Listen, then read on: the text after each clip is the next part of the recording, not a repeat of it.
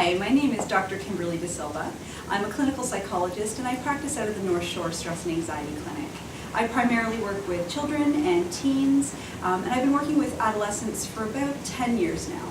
So I'm here today to chat with you a little bit about what it's like to be a teenager struggling with depression or anxiety, how to get help, how to manage your own self-care.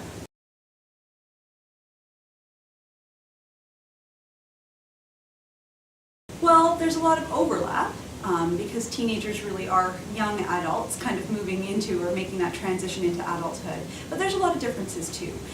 The teenage brain is something that's really interesting and exciting because there's so much change and growth and development happening in the teenage years. And so a lot of times the symptoms we see, in particular with depression for example, instead of seeing a lot of sadness or cheerfulness, we might instead see irritability. Teens talk about feeling really edgy or just getting irritated very easily with family members or siblings, sometimes even friends. And the parents I meet say that they're walking on eggshells because they're not really sure what will set their teen off. At other times I've talked with teens who say that they do get really tearful but can't explain why. So they might wake up in the morning and just feel overwhelmed and burst into tears and they don't even feel like there's a specific trigger or something that's going on. So sort of that volatile mood that might happen for a lot of teenagers when they're experiencing depression or anxiety, and at first it might be really hard for them to pinpoint where it's coming from. The other thing is just a lack of interest in things that most teenagers enjoy quite a lot. So for example, hanging out with friends, socializing, doing activities or sports or being parts of groups that you've always done in the past and enjoyed in the past and no longer have any interest in or no longer find it interesting or entertaining. Those are kind of common themes that come up when I work with teens who are either struggling with depression or anxiety. Again, that's not terribly different than with adults, but it's the context. And speaking of context, the last thing is that, most teens are attending school and that's a big part of their lives and a big part of their everyday. And sometimes when I work with teens who are struggling with their mood, they might say things like they've really lost motivation at school or really lost their esteem, and they can see it happening but don't feel like they can stop it. So they might notice their grades falling, they're not handing in assignments, they feel guilty about that, they feel embarrassed or they feel ashamed about it, and yet can't seem to do what they need to do to change it. And so it's a really frustrating process and often just makes you feel a lot worse, right? When you're not handing in your assignments and you want to be, and the grades are important to you, but you're not getting that stuff done. So those are kind of the primary things I would say that I see in teens with depression and anxiety.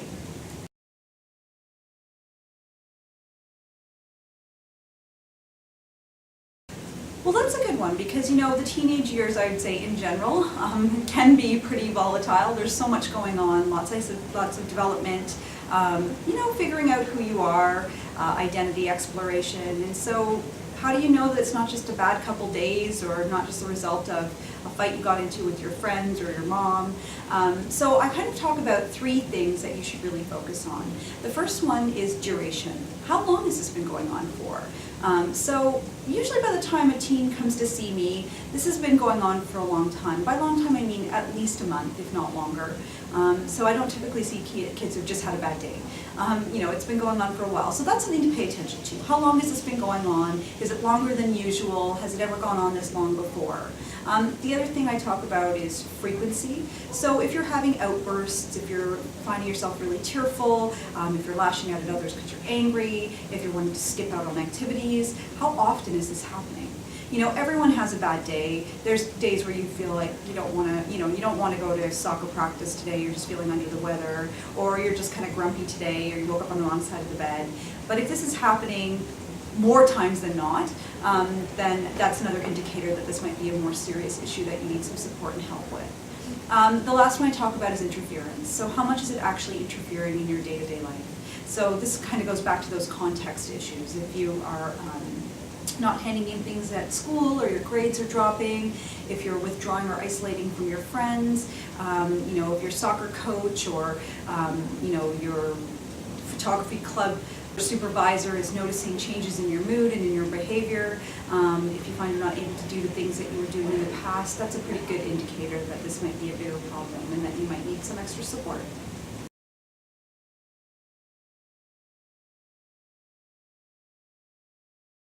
So the most common and probably most evidence-based treatment for depression and anxiety in teens is something called CBT, which stands for Cognitive Behavioral Therapy.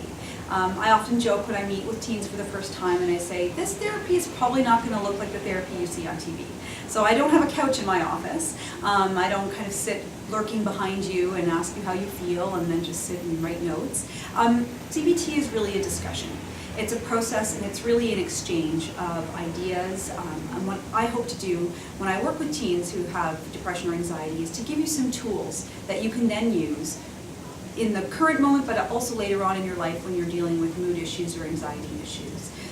We talk about how thoughts contribute to depression and anxiety. We talk about body symptoms and how to manage those. You know, in particular with anxiety, for example, a lot of people have a lot of body symptoms that are quite uncomfortable and quite distressing, but also with depression. How do we work on those body symptoms? For example, not feeling like doing anything, being overly tired, losing appetite or eating too much, having your sleep cycle disrupted. And we also spend some time problem solving. So just sort of helping to kind of give some perspective, because one thing that happens when you're depressed or that you're anxious is that I kind of joke that your depressed brain or your worry brain takes over and it's really hard to see things clearly and get some perspective. And so I really feel like a big part of my work with teens is to sort of give that perspective, to problem solve together, and to give you some options, maybe options that you're not quite seeing so clearly. Now, another method of treatment for teens with depression or anxiety is medication. And as a psychologist, I can't give medication out or I can't prescribe medication.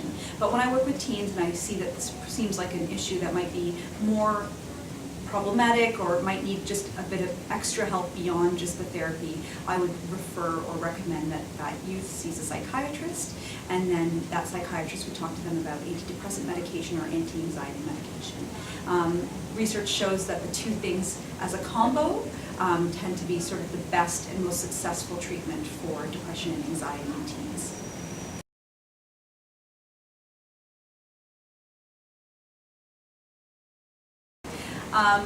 A lot of times when I meet teens, they're really afraid. They're afraid that they're crazy. I'm just going to say that right out because I get that question a lot, am I crazy? And they're afraid that this is going to be the rest of their lives, that they're always going to feel this way. And my answer to that is, well, it depends. So, first of all, you are not crazy. But, it's really difficult when you're in that place, and I can understand how it feels like you're going to feel that way forever. Now, most commonly what happens for people struggling with depression and anxiety is if they get the right help, they get the right tools, and they're able to move forward, and things do start to look better and things do start to look up. But there are common triggers for all of us, so not just for people struggling with clinical levels of depression and anxiety, but for everybody, that there's a lot of stress. So big life transitions, especially for teenagers, like the transition to high school, or if you're moving schools, or if there's something going on in your family, maybe your parents are splitting up, if there's a new sibling, or you've lost a grandparent, or a friend moves away. I mean, those are all major life transitions that happen that create a lot of stress for all of us. And if you're somebody who in the past has struggled with depression or anxiety, those are times in your life where you might find that you are struggling again. And never mind, the transitions that happen in adulthood.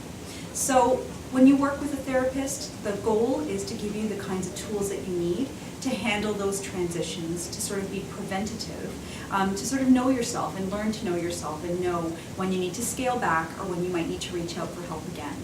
When I work with teens, when I stop working with them, I always invite them back for booster sessions whenever they need it. And so what typically happens for me is I might work with someone for a period of time, then off they go, and I might not hear from them for a while, and then a year and a half or 2 years later I get a call and they want to come back in for a few sessions to deal with a current transition or some current issues that they're dealing with. And that person comes back to therapy really well versed in how therapy looks. They already kind of have a skill base or a skill set, and so we just do a few booster sessions, get them back on track, and they're off to the races again. So will you have it forever? No, probably not. May it crop back up again? Probably, but you will have the tools to deal with it a lot better.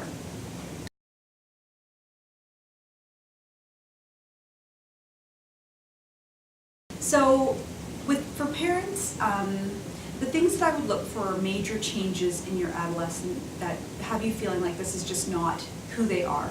I get that a lot from parents, that they almost feel like their teenager has been replaced with somebody else. And I would say that that's a pretty indicative warning sign, because this is kind of beyond adolescent moodiness or hormones or that push for sort of autonomy and independence, all of which is pretty typical for teens. It's also pretty typical for teens to be trying on different hats in terms of identity development, and so your teenager who loved soccer may decide that they're no longer wanting to be a soccer athlete and instead their interests are in photography. Those are the kind of changes I'm talking about.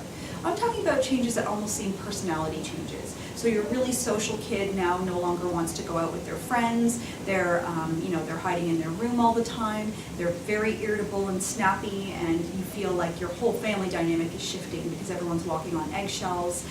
You have a teen who's very tearful, or skipping meals, or their sleep cycle has gotten completely flipped. I mean, those are all obviously warning signs that something is not right. And of course, if your teen is voicing any kind of distress or desire to self-harm, suicidal ideas, those are obviously big warning signs that they're needing help and support, that they're feeling desperate and overwhelmed.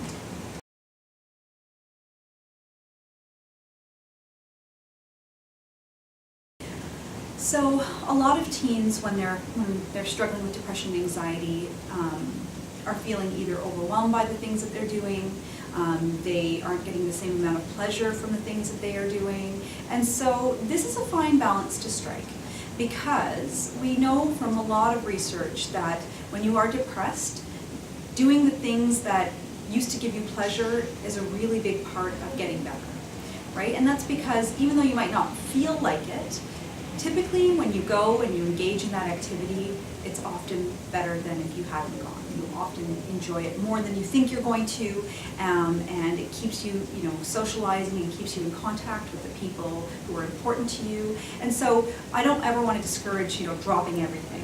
At the same time, sometimes we overprogram ourselves, or sometimes we need to focus on ourselves and our self-care. And another thing I've noticed with a lot of teens these days is they're doing too much. And so that can really contribute to feeling overwhelmed, and increasing anxiety, and feeling like you're failing if you're not doing everything to the standard that you have expected of yourself. And so I think you should work with your therapist to figure out what is a good fit, what to keep on the roster, how to scale back, and how to prioritize taking care of yourself and proper self-care while you're going through a depression or you're struggling with anxiety. But knowing that you will be getting back to normal, back to your kind of regular routine in time, and with the support of with the therapist, with your parents, to kind of get to a place where you're able to manage all of the things that you were doing before.